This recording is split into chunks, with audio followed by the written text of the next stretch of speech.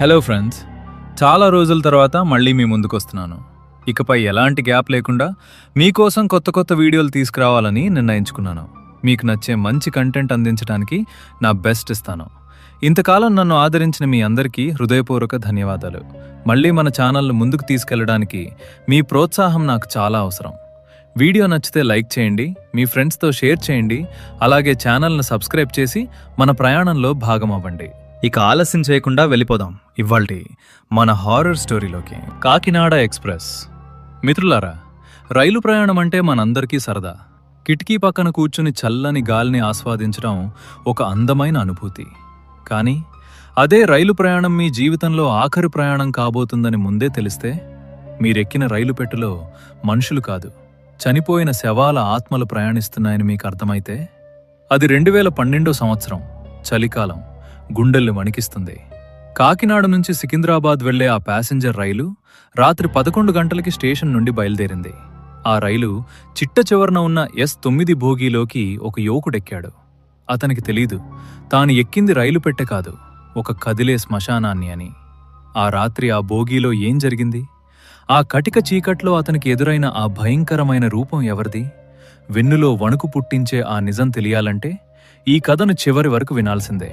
కథలోకి వెళ్తే, మన కథానాయకుడు పేరు రాము. పక్కా పల్లెటూరు కుర్రాడు. సికింద్రాబాద్లో ఒక చిన్న ఉద్యోగం చేస్తుంటాడు.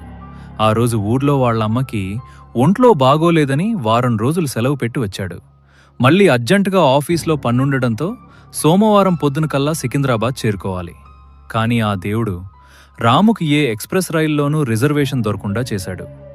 ఆఖరికి రాత్రివేళ నడిచే ఒక పాత ప్యాసింజర్ రైల్లో జనరల్ టికెట్ తీసుకున్నాడు. చలిగాలి చెవులు మూసుకుపోయేలా వీస్తోంది. రాత్రి 11 దాటింది. స్టేషన్ మొత్తం నిర్మానుష్యంగా ఉంది. ఎక్కడో దూరంగా కుక్కలు ఏడుస్తున్న శబ్దాలు వినబడుతున్నాయి. రాము చేతిలో ఒక పాత సూట్ కేసు పట్టుకుని ప్లాట్ఫారం మీద నడుస్తూ రైలు కోసం ఎదురుచూస్తున్నాడు. మొత్తానికి రైలు వచ్చిందిరా దేవుడా అనుకుంటూ రాము ఊపిరి పీల్చుకున్నాడు. రైలు చాలా పాతది. ఆ ఇనుప పెట్టెలపై రంగులు ఊడిపోయి చూడ్డానికే ఒక రకమైన వింత భయాన్ని కలిగిస్తున్నాయి. రైలు ఆగడంతోనే రాము అటు ఇటు చూశాడు. జనరల్ బోగీలు విపరీతమైన రద్దీగా ఉన్నాయి. కనీసం కాలు పెట్టడానికి కూడా చోట్లేదు. కానీ ఆశ్చర్యకరంగా ఆ రైలు చివర్న ఉన్న S9 అనే బోగీ మాత్రం చాలా ఖాళీగా ఉంది. అందులో లైట్లు చాలా డిమ్గా వెలుగుతున్నాయి.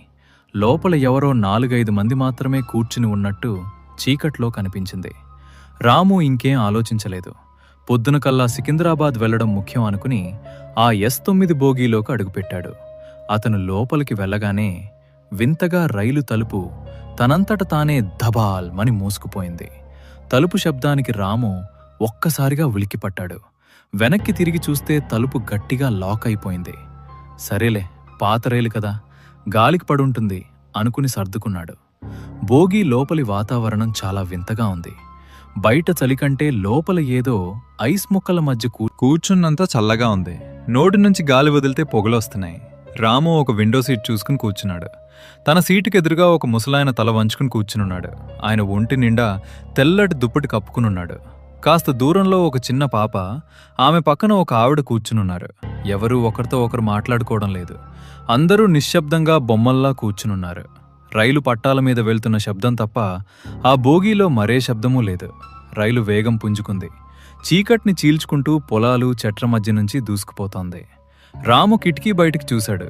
ఎక్కడా చిన్న వెలుగు చుక్క కూడా లేదు. అంతా కటిక చీకటి. కాసేపటికి రాము బోర్ కొట్టి ఎదురుగా ఉన్న ముసలాయనతో మాటలు కలపాలని అనుకున్నాడు. ఏమండి పెద్దాయనా, ఈ బండి సికింద్రాబాద్ వెళ్లేసరికి ఎంత టైం పడుతుంది అని అడిగాడు రాము. కానీ ఆ ముసలాయన నుంచి ఎలాంటి సమాధానం లేదు. కనీసం తల కూడా తిప్పలేదు. రాము మళ్ళీ అడిగాడు, పెద్దాయనా వినబట్లేదా? ఈసారి ఆ ముసలాయన నెమ్మదిగా తల పైకెత్తాడు. ఆయన ముఖం చూసిన రాము గుండె ఒక్కసారిగా ఆగినంత పనైంది. ఆ ముసలాయన కళ్లల్లో గుడ్లు లేవు, కేవలం తెల్లటి కళ్ళు. ముఖమంతా రక్తం లేనట్టు తెల్లగా పాలిపోయింది. ఆయన పెదవులు కదపకుండానే బొంగురు గొంతుతో, నువ్వీ పెట్టె ఎక్కకూడదు బాబూ, వెళ్ళిపో అన్నాడు. రాము భయంతో సీట్లోంచి వెనక్కి జరిగాడు. ఒళ్లంతా చెమటలు పట్టేశాయి. ఏంటిది, ఈయన ముఖం ఇలా ఉంది, నేను ఏమన్నా భ్రాంపడుతున్నానా అని కళ్ళు నలుపుకుని మళ్లీ చూశాడు. అక్కడ ఎవరూ లేరు. ఆ సీటు ఖాళీగా ఉంది. రాము గుండె వేగంగా కొట్టుకుంటోంది. వెంటనే పక్క సీట్లో ఉన్న ఆవిడతో మాట్లాడదామని అటువైపు తిరిగాడు. అమ్మా, ఇందాకిక్కడొక ఆయన అని మాట్లాడబోయిన రాము మాట గొంతులోనే నిలిచిపోయింది. ఎందుకంటే ఆ సీట్లో కూర్చున్న ఆవిడ, ఆ చిన్న పాప ఇద్దరూ ఇప్పుడు రాము వైపే చూస్తున్నారు. వాళ్ళ ముఖాలు కూడా భయంకరంగా వికృతంగా ఉన్నాయి. ఆ పాప చేతిలో ఉన్న బొమ్మ తల తెగిపోయింది. దాన్నుంచి రక్తం కారుతోంది. ఆవిడ నవ్వుతోంది. ఆ నవ్వు చాలా వికృతంగా, భోగి అంతా ప్రతిధ్వనించేలా నవ్వుతోంది. రాము పిచ్చివాడిలా కేకలు వేస్తూ సీట్లోంచి లేచాడు. భోగి చివరకు పరిగెత్తాడు. తలుపు తీయడానికి గట్టిగా లాగాడు. కాని అది అంగుళం కూడా కదలడం లేదు. చుట్టూ చూస్తే ఆ బోగీలో ఉన్న ప్రయాణికులందరూ నెమ్మదిగా తమ సీట్లలోంచి లేచి రాము వైపు నడుస్తూ వస్తున్నారు. వాళ్లందరి ఒంటిమీద గాయాలు, కాలిపోయిన గుర్తులు ఉన్నాయి. రాము గట్టిగా ఏడుస్తూ దేవుణ్ణి తలుచుకుంటూ తలుపుని కాళ్లతో తన్నడం మొదలుపెట్టాడు. ఎవరైనా కాపాడండి, ప్లీజ్ తలుపు తీయండి అని గట్టిగా అరుస్తున్నాడు. సరిగ్గా అదే సమయంలో ఆ బోగీ లైట్లు ఒక్కసారిగా ఆరిపోయి మళ్లీ వెలిగాయి. లైట్లు వెలగగానే అక్కడున్న దెయ్యాల రూపాలన్నీ మాయమైపోయాయి. బోగీ అంతా మామూలుగా ఉంది. కాని రాము చేతిలో ఉన్న టికెట్ వైపు చూశాడు. ఇందాక తెల్లగా ఉన్న టికెట్ ఇప్పుడు పూర్తిగా కాలిపోయిన బూడిదలా మారిపోయింది. దానిమీద రక్తంతో S9 భోగి మరణ వలయం అని రాసి ఉంది. రాముకేం అర్థం కావటం లేదు. తల పగిలిపోయేలా ఉంది. ఎలాగైనా చైన్ లాగి బండిని ఆపాలి అనుకున్నాడు.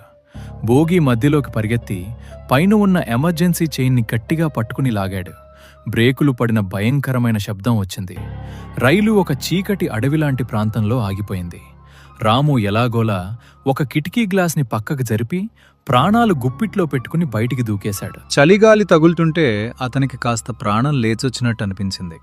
పట్టాల పక్కన మట్టిలో పడిపోయిన రాము నెమ్మదిగా లేచి తను దిగిన రైలు వైపు చూశాడు. అక్కడ అతనికి కనిపించిన దృశ్యం చూస్తే ఎవరికైనా పిచ్చి పట్టాల్సిందే. రాము చూస్తుండగానే ఆ రైలు ఇంజన్, దానికున్న మిగతా పెట్టెలన్నీ మాయమైపోయాయి. కేవలం అతను దిగిన ఆ ఒక్క S9 బోగి మాత్రమే పట్టాల మీద ఆగి ఉంది. అది కూడా ఎలా ఉందంటే పూర్తిగా కాలిపోయి కేవలం ఇనుప అస్థి పంజరంలా ఉంది.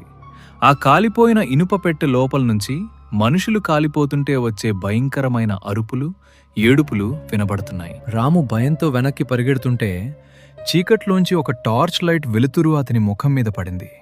చూస్తే ఆయన ఒక రైల్వే ట్రాక్మన్. రాము పరిగెత్తుకుంటూ వెళ్లి ఆయన్ని పట్టుకుని, అయ్యా, ఆ రైలు, ఆ పెట్టెలో దెయ్యాలున్నాయి, నన్ను చంపేయడానికి చూస్తున్నాయి అని వణుకుతూ చెప్పాడు. ఆ ట్రాక్మన్ రాము వైపు జాలిగా చూసి ఒక చేదు నిజం చెప్పాడు. ఆ ట్రాక్మన్ నెమ్మదిగా సిగరెట్ వెలిగించి ఇలా అన్నాడు, బాబూ, నువ్వు ఏ రైలు గురించి మాట్లాడుతున్నావు? సరిగ్గా 10 ఏళ్ల క్రితం ఇదే రోజున ఇదే సమయానికి కాకినాడ నుంచి వచ్చే ప్యాసింజర్ రైలు S9 బోగీలో షార్ట్ సర్క్యూట్ అయి ఘోరమైన అగ్ని ప్రమాదం జరిగింది. లోపలున్న తలుపులు లాక్ అయిపోవడంతో అందులో ఉన్న 60 మంది ప్రయాణికులు బయటికి రాలేక ఊపిరాడక బతుకుండగానే కాలి బూడిదైపోయారు. ఆ ప్రమాదం జరిగినప్పటినుంచి ప్రతి సంవత్సరం అదే రోజున ఆ కాలిపోయిన S9 బోగి ఆత్మరూపంలో ఇక్కడికొస్తుంటుంది. అందులోకెక్కిన వాళ్ళు ఎవరూ బతికి బద్దలైనట్టు చరిత్ర లేదు. కానీ నువ్వు ఎలా బయటపడ్డావో నాకు అర్థం కావటం లేదు బాబూ అన్నాడు ట్రాక్మన్. రాము ఏడుస్తూ, దేవుడు దయవల్ల నేను చైన్ లాగి ముందే దూకేశాను సార్, లేదంటే నేను కూడా ఆ దెయ్యాలకి బలి అయిపోయేవాణ్ణి అన్నాడు. ఆ ట్రాక్మన్ ఒక్కసారిగా నవ్వడం ఆపేశాడు. తన చేతిలో ఉన్న టార్చ్ లైట్ని రాము ముఖం మీద నుంచి నెమ్మదిగా కిందకి తిప్పాడు. రాము నిలబడిన నేలవైపు చూపించాడు.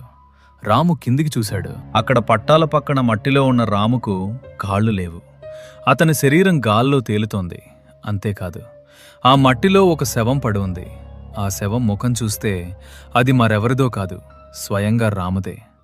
అతని ఒళ్లంతా పూర్తిగా కాలిపోయి బొగ్గులా ఉంది. అవును, రాము రైలు ఆగగానే జనరల్ బోగీ దొరక్క S9 ఎక్కలేదు. అతను ఎక్కే సమయానికే ఆ బోగీ ప్రమాదానికి గురైంది. ఆ మంటల్లో కాలిపోతూ తను చనిపోయాననే విషయాన్ని గ్రహించలేక తన ఆత్మ ఇప్పటి వరకు బతికే ఉన్నానని భ్రమపడింది. ఆ బోగీలో చూసిన దెయ్యాలు వేరే ఎవరో కాదు, తనతో పాటు కాలిపోయిన తోటి ప్రయాణికులే. వాళ్ళు రాముని భయపెట్టలేదు. నువ్వు చనిపోయావు, మా ప్రపంచంలోకొచ్చేయ్ అని పిలిచారు. రాము ఆకాశం వైపు చూస్తూ గట్టిగా అరిచాడు. కానీ అప్పటికే కాలం దాటిపోయింది. నెమ్మదిగా అతని ఆత్మ కూడా ఆ కాలిపోయిన S9 బోగి లోపలికి లాగబడింది. ఆ బోగి మళ్లీ కటిక చీకట్లోకి మాయమైపోయింది. మిత్రులారా, అందుకే చెప్తారు, అర్ధరాత్రి ప్రయాణాలు చేసేటప్పుడు కాస్త జాగ్రత్తగా ఉండండి. ఒకవేళ మీరెక్కే రైలు పెట్టెలో లైట్లు డిమ్గా ఉండి ప్రయాణికులు నిశ్శబ్దంగా ఉంటే వెంటనే దిగిపోండి.